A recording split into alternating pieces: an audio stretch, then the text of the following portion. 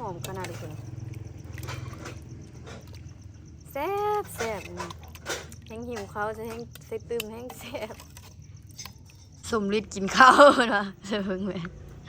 ต้มข้าวให้มันวะว่าเป็นสงกรานต์แล้วซื้อสมฤทธิ์เพื่อนอันสงกรานต์ได้เปลี่ยนชื่อเป็นเท้าสมฤทธิ์ละสงกรานต์มักเป็นโพดเพื่อนว่าชื่อสงกรานต์อันเพื่อนมักเป็นอันนั้นเป็นนี้ตลอดเป็นใครเป็นนั้นตลอดสบายดีสบายดียินดีตอนเฮาเขาซื้อซองติ๊กสาวลาวลงสารเด้อหาก็เลิกขายเลขมาสร้างหัวใหม่เนี่ยผมปรุงไม่หลายเลยเห็นไหมพอดีมาเห็นอีเมย์ยังกำลังยังแต่งกินอยู่ตอนออกไปเพิ่นกำลังอันขัวไก่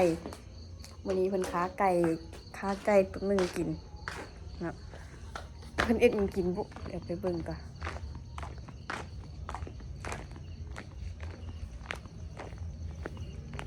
อีเมย์อย่างแม่อ้อว่ะอ้อเอ็ดอ้อไก่เดี๋ยวปินกล้องหลังก่อนคืนในเฮ็ดอันซุปมะกมกับอันผักแซ่บกำลังฟุดพอดีหิวข้าวอันผักกาดอันนี้นะบ้านเขาไปเอากับมืดเนาะอันนี้อะไรไปซื้อญี่ปุ่นตัวแรกคำมาเฮ้ยตุ้ยผักกาดดอกคนเข้าเหียนอยู่ทันเด็กอันตัวส่วนผักนั้นโอ้อันส่วนผักที่ว่าไปหนองเขียวมื้อนั้นเราเห็นนะที่พาอู้ไปซื้อไปขายอยู่ฮานเพิ่นขายเดี๋ยวนี้เป็นมัด 5,000 แล้วเดี๋ยวนี้เนาะจะเป็น10,000ติเฮ้ยตลาดก็ 5,000 ก็ได้แต่ว่าได้น้อยกว่านี้นี่ใส่เลยมื้อนี้อันนั้นเลยผักกาดนาอีแม่ใส่หยังล่ะใส่ตำอันนั้นมั้ยตำข้าวเบื่อนี่มะแคนตำมะแคนนี่น่ะตำมะแคนมันตำข้าวเบื่อซื่อใกล้ที่สุกละฟดว่าบวโอ้มืดนะไม่ได้เปิดแฟลชตำข้าวเบื่อซื่อเราจะน้องส้มพอตัวกินน้องส้มได้จะจิบกระเพาะมือไปดองพัดวจีฮอดมื้ออื่นแล้วเนาะได้ไปดองหลานสาวอีพ่อที่ว่าอยู่บ้านบางนาวอ่ะมื้ออื่นสิออกเดินทางไปเพิ่นสิไปจังโมงแม่ว่าตันไปเนาะ 6:00 นประมาณ 6:00 นเช้าเพราะว่าขวัญเป็นตอนสวยเนาะ 10 โมงมัดแคน ดองเป็นตอนสวยตอนเช้า 4 โมงกลับ4 โมง5 โมงกลับไปกลับวันนี้กลับแล้วคิดว่าสินอนบ่นอนแล้วคนบ่นอนบ่ตันก็สิไปเนาะเพิ่นได้ไปพร้อมบ่ตันไปกลับว่าซั่นโอ้เมื่อยขี่รถสุดเลยครับอันนี้มันตำข้าวเบื่อกับมะแคนใช่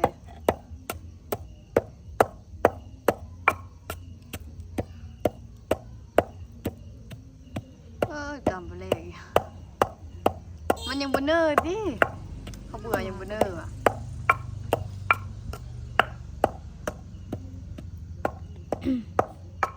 เฮ็ดตอกไก่ปะออกไก่กับลวกผักทันแล้วก็แล้วหิวข้าวน้ำซึ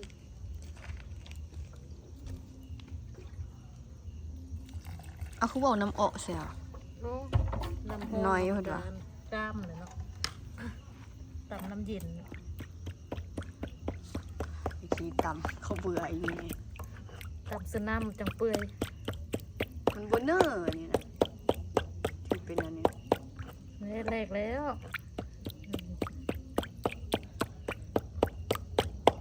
ไอ้น้ำห้อนเราซื้อเลยมันก็เป็นก้อนมันก็บุคุ้นควันเปิดด้วยโอ้กำลังฟุด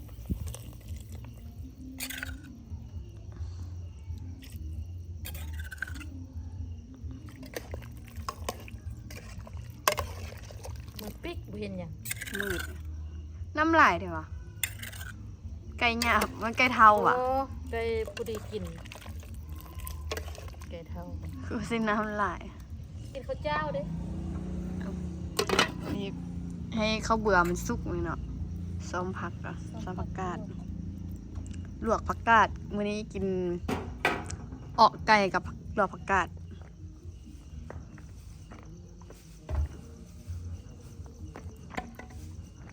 ตำเบิด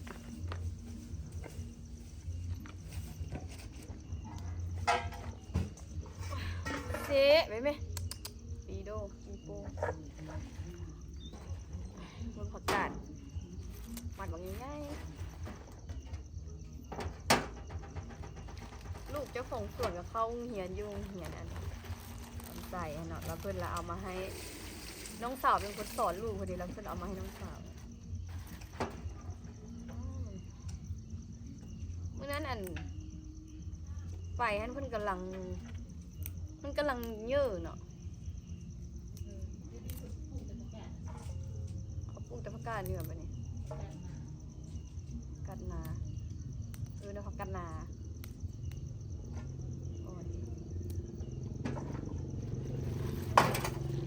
ซ้อมแล้วเจือเป็นลาง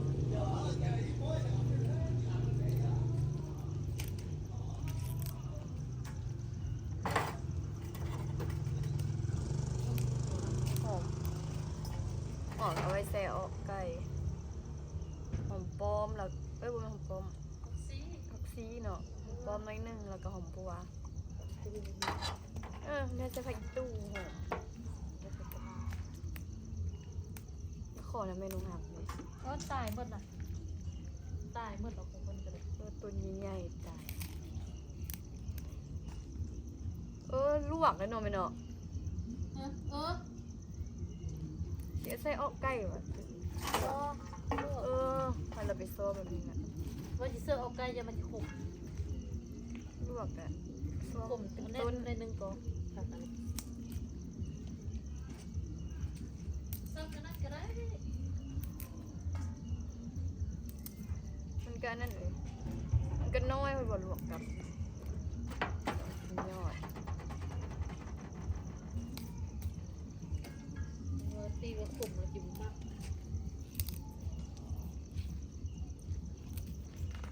อันนี้ก็แก่ละสิคุณเนาะเรื่องมันต้องเป็นอย่างนี้วะต้องเป็นอันนั้นแล้วต้มเป็นมันทั้งอ่อนกระเด็ดเอาเป็นเครือแก่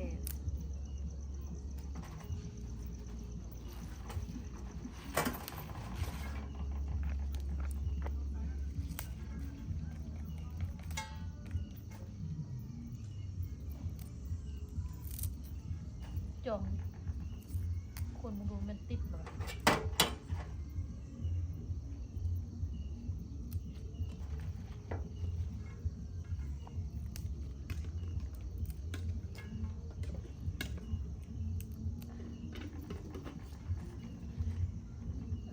ต้องแบบเรา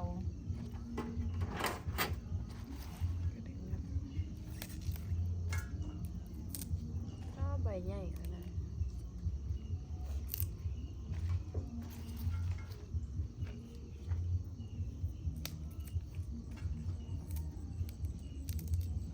ค่อยหนาวบันเดละ พร้อมนะ เริ่มบนหนาวแล้วเนี่ยแต่ว่าขี่รถออกไปนอกกันยังหนาว แจ้งโอนเงินดูป่ะ 500,000เพราะว่าเงินที่อย่างที่ว่าให้ยี่ว่าไปดู ซื้อก่อน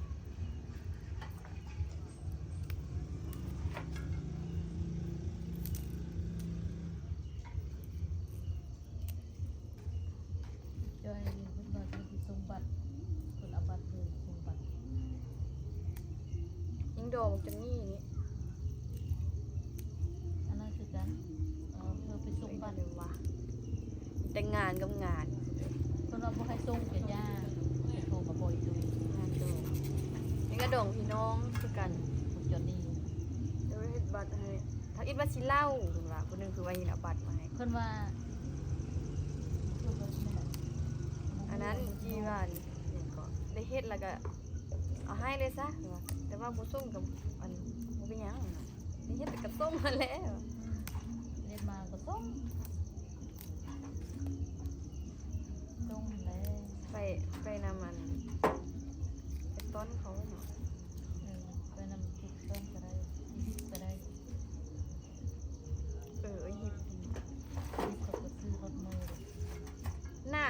หนาวเนาะอยู่ไปมันไปอัน ยุคเขตหนาว แขวงเซสมบูรณ์ไปอันนั้น เมืองอนุวงศ์พู้นนะคือสิหนาวสุดยอด ดองอันนั้นกระดองลาน กระดองพี่น้องพี่น้องทางเป็นพี่น้องทางอีพ่อเบิดทั้งเบิดอีกแล้วแต่ว่าอันผู้อันย้วนบ้านบางนาวนี่แหละแม่นอันเป็นลูกอ้ายลูกน้องเนาะเป็นอันลูกของลูกเอื้อยอีพ่อเนาะลูกของป้าลูกของป้า แล้วพูดอันอยู่เขตนี่ละแม่นอันเป็น ลูกของ ลูกของอัน อายพ่อ ลูกของอาอีพ่อเพราะว่าอันแม่ตู้กับเจ้าหันเป็นอันน้องสาวของพ่ออีพ่อเนาะแม่ตู้เกิดนั่นล่ะ อินเตอร์พี่น้องถ่ายอีพ่ออีแม่ไปนี่ก็เมารถน่ะเพราะว่าทางมันแบบว่าสั่นเนาะเป็นภูเป็นอันนั้นแล้วก็กดเลี้ยวอีกอะนะทบไปทบมาอยู่แล้วมันเมาแฮะมันก็ย่านเมารถอยู่เขาบ่ลึงรถกับเมาไปหาปลาเลยไป ทางคด อีพ่อคือสิแล้วแหละเนาะ ตาเบี้ย คือสิบ่ได้ไปอ่ะนะอีพ่อก็พอดีหาก็ไปดองเพิ่นมาแด้ไปสิแม่นติดกับน้องสาวแหละได้ไปนะไปค่ะก็บ่คืออีก ให้ลูกไป พ่อแม่ก็บ่ได้ไปจักคนอีพ่อคือบ่ไป เพราะมันคน ยากมองอยู่อีกเนาะดิเศร้าวันพักอยู่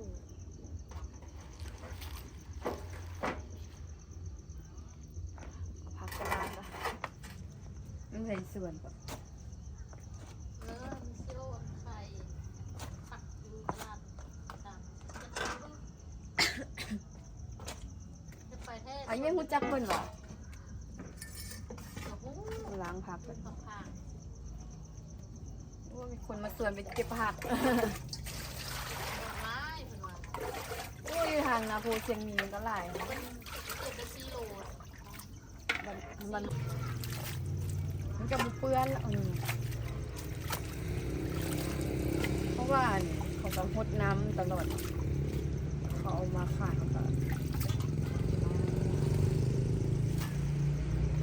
บ่มีขี้ดินเลย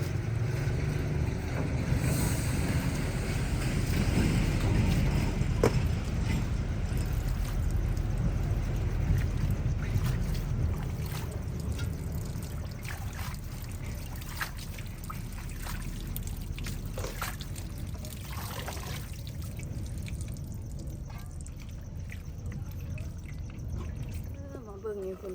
มาบัวสุกเลยป่ะแม่ได้แล้วเนาะซีมกันนี่เอาหอมใส่ดีกว่า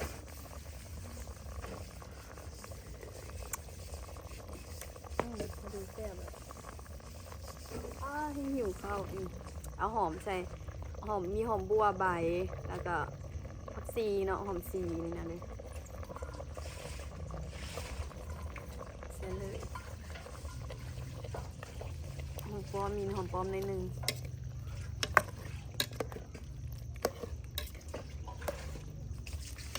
จะเฮ็ดน้ำเอาหลายอยู่หนึ่งเพราะว่ากินข้าวเจ้าดิ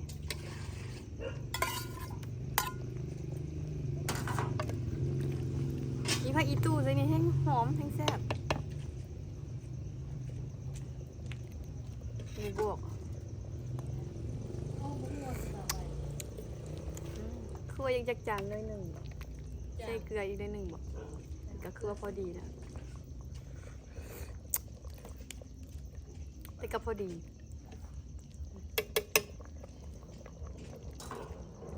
เสื้อน้อยเดียวก็ได้นะ จากจะใส่ โอ้หลายคนบอกมันจะชิม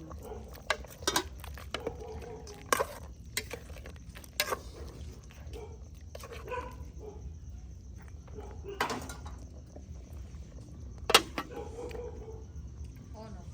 อันนี้อยู่ ปรุงมาทางนี้เอาพวกผัก วันนี้ค่ะชิมาค้างโมต้มน้ำอันลวกผักลวก กาดนะเอาเกลือใส่อีเมลเกลือใส่เมื่อกี้ในนึง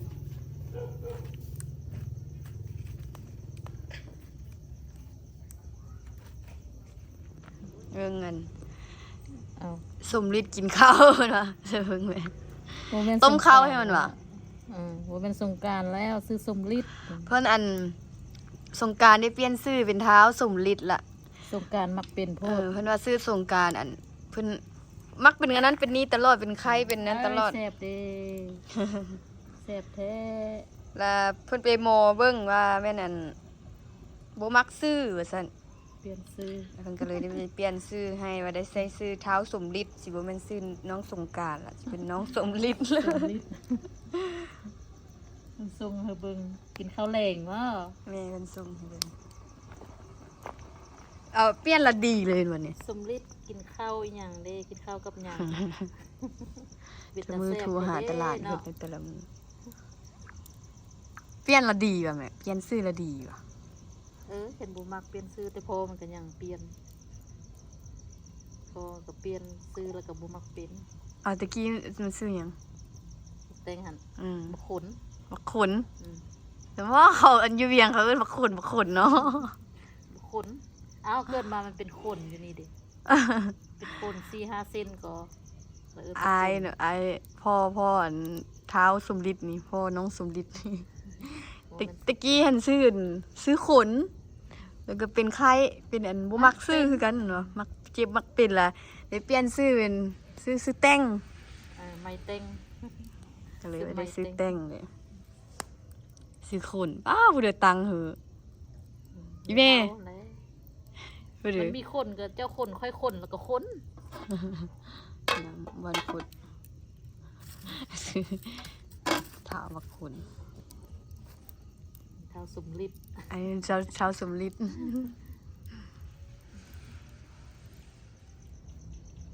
มันนอนเฝ้าอยู่นี่ ดึกมามันมอด คือว่าอันบุญบ้านมังนาวอ่ะ เห็นไอ้ใหม่อ่ะลูกโด่งกับบุโด่ง แม่นสบอกมื้อเดียวกัน ไอ้ใหม่เอาลูกเอาไปเรียนเรื่องบุญบ้านนี่บุญบ้านเขาก็ถึงเดือน3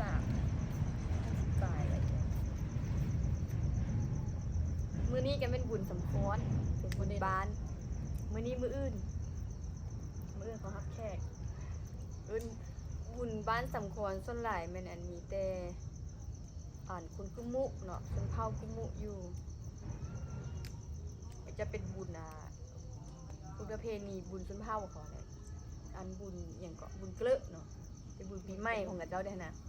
บุญเกลอะมันคนมงแล้วมันบุญกินเจียงเฮ็ดเดือน12เกลอะเห็นกับเจ้าลงมากระได้เลยแล้วก็เป็นบุญบ้านบางนาวนี่มันอันบุญบังไฟ บุญบังไฟ บังไฟเห็นได้ไหมเอาลุงเอ้าไปขายเครื่องแล้วเพิ่นสิไปดองน่ะเด็กสิมื้ออื่นแล้วปิดเหรอ ว่าคนก็เปลี่ยนกันไปติ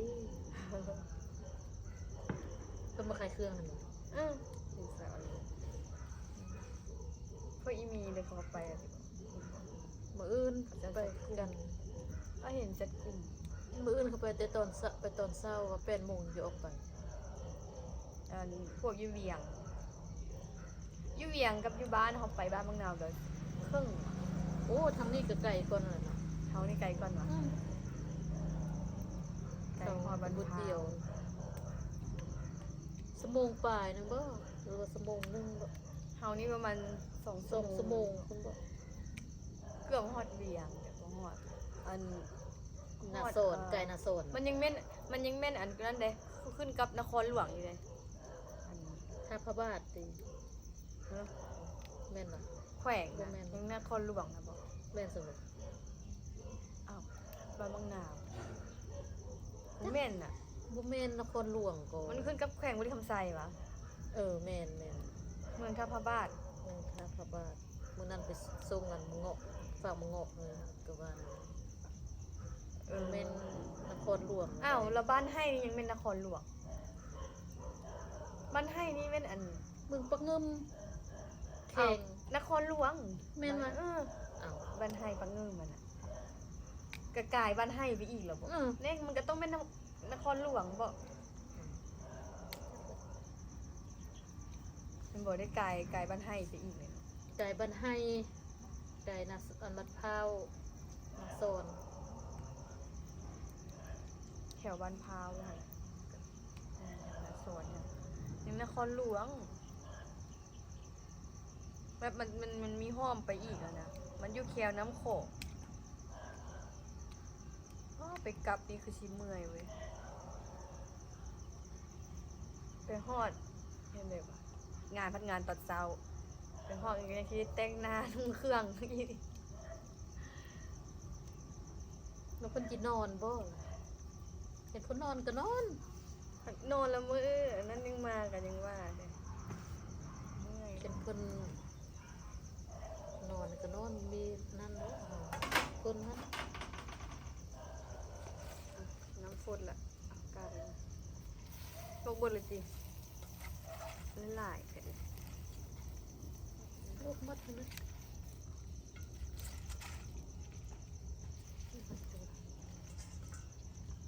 เดี๋ยวมันคนก็ได้นั่งมอง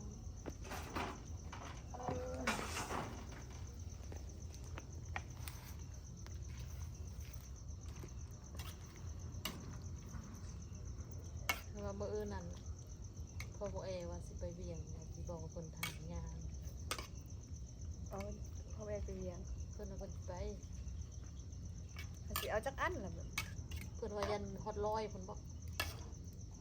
เห็นว่า เพลงว่าเนาะมี ก็ เงิน ละ ละ 30 จ่ายเงินเบิด รูดละ30ถ้าอันนั้นอันนี้อยู่เดจะคืออ่ะ มือคำหนึ่งเพิ่นไปเรื่อยเลยมือนึงเพิ่นไปเรื่อยเลยบอสันกับมือฟ้า เอาเนี่ยในฟ้านี้ ไปตัดมือ มีสีซับหนึ่งสีดี ซับอีกมีขี้มอดก็เป็นว่าบ้าน เอาไม่เอาอันนั้นแหละเนี่ย เขียนว่าเพิ่นไปนี่บอกเพิ่นถาม เพิ่นก็ตีรถเบามาสิ มันเคยเลยใช่ เบิ่งน้องทรายเพิ่นเป็นห้องหมอ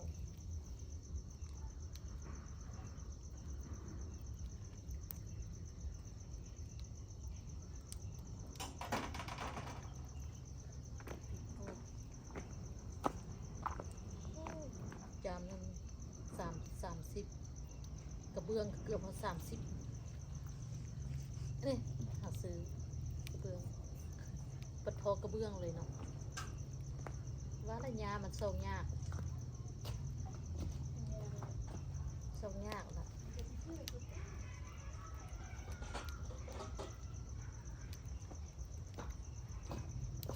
แถวลักเสา7แถวบ้านแม่บคูนก็คือเป็นกาแฟ แต่แถวลักษเอ็ดแถวนั้นไป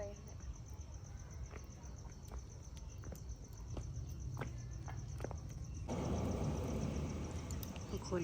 เคยได้ยินว่าหมาโกน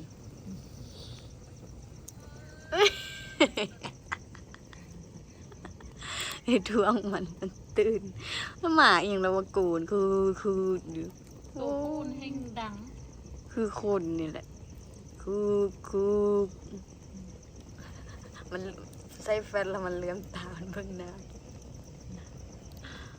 มือส โป้ วยดีเต้านมตกสุหัว ดีโป้ ให้ สุกจริง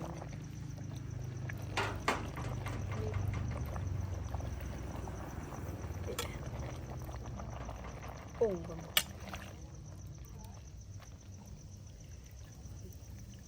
นานสุกอยู่ครับก็ต้มมือเดียวกับสุกเนาะอันนี้ต้มโดนเติบ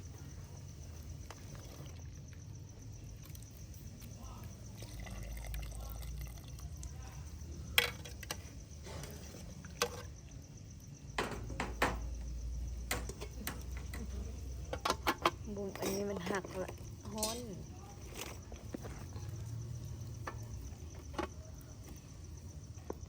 มาบัดนี้เอาถ้วยหอมนี่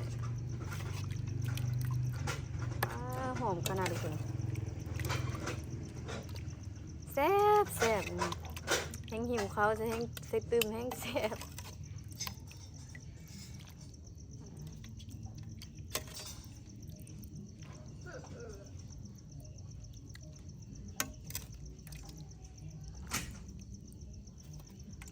กินข้าวเจ้าแล้วเฮ็ดน้ำเอาหลายปานแกงแต่เป็นโอะ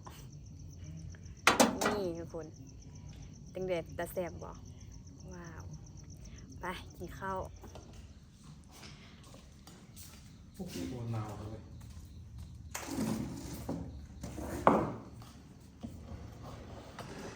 แจ่ว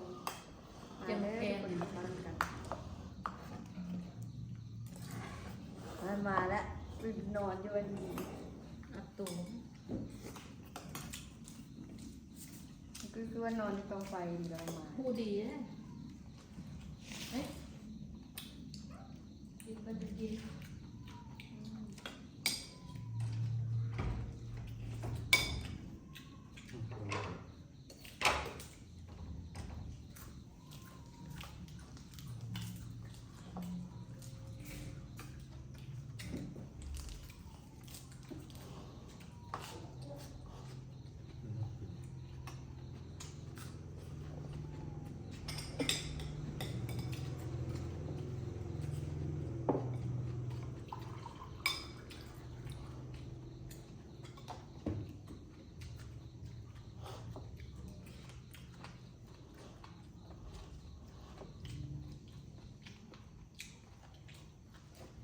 หมูขม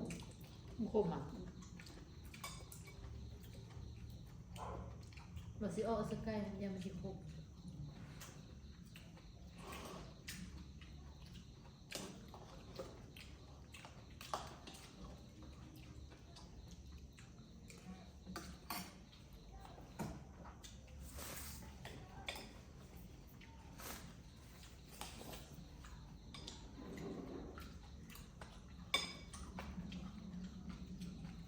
ลาบอีกแพ็คซื้อตลาดไม่จาน70,000เขาจะทั่วก้นจาน งานมันจะเสียวเขาขายในกันเจ็ดอ่ะ 70ชุดละแสนนะ โดนแล้วไม่ได้กิน ซื้อชิ้นเงินเลย ตายยิ่งเมือง ซึ่งโลแสนสี่ เซนซี่ที่เวียงที่ไก่กว่าเซนซี่ เอาจะสมเทียบเรียบ เมื่อเราก็ขายมัน70เหมือนกัน ชิปมันได้หลาย อันนี้3 คำนึงเพื่อนละทุ่งงอกเป็น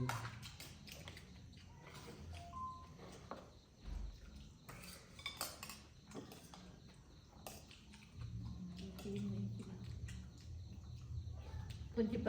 5 โมงแล้ว5 โมงโอ้โห6 โมงแล้วบอกเลย โมงเสีย จะนอนก็นอน นอนอยู่ เนี่ยจะมากลับยันเมื่อยเอง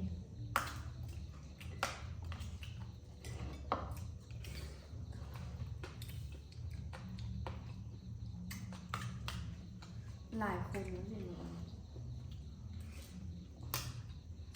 ไม่ได้ได้แต่จุ่มมันบักหลาย เลี้ยงไปเลย ก็ไปแทนไปมากเขาไป แต่ก็เอ็มรุ่งเหรอรุ่งเดียวคนเดียว อยู่คนเดียวจังมงยังมา10 โมงคุณบ่ ที่5 โมงก็มาแล้ว มาหอด10 โมงคุณบ่เมื่อเป็นอยู่